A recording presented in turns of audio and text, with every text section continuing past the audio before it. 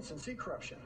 There's dozens and dozens of nations around the world that is steeped in corruption. Would you agree with that? Mr. I would say that there's corruption in every country, including ours. Okay, thank you. And some we're clearly more concerned about than others. So in these corrupt nations, of which there are probably hundreds of corrupt individuals, hundreds of corrupt government officials, can you give me an example any time where the Vice President of the United States shows up and demands that a specific prosecutor be fired and gives them a 6-hour time limit to do that?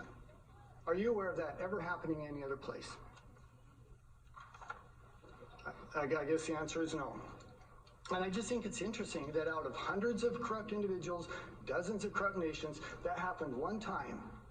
And it happened with the individual whose son was being paid by the organization that was under investigation. One other thing very quickly. Wow.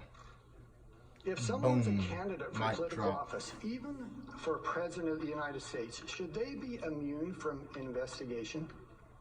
Should Biden be immune? No one is above the law, sir. Thank you. I agree with that. I think we all would agree with that. And yet I think some presume that because some of the individuals we're talking about here were candidates, that they are immune from any questions or any investigation. I think it's absurd.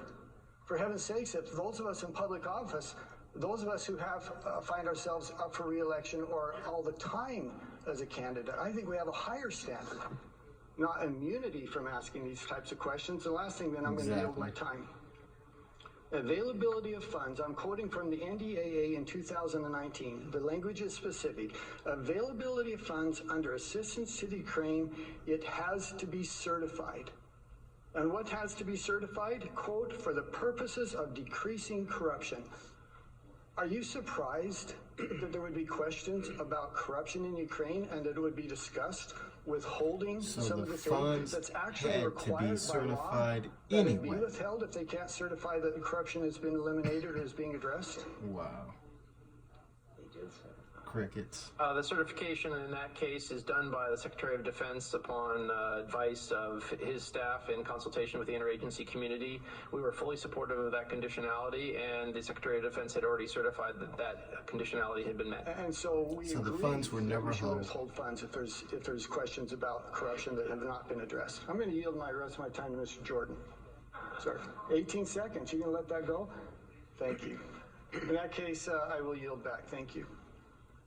Mr. Quigley. So that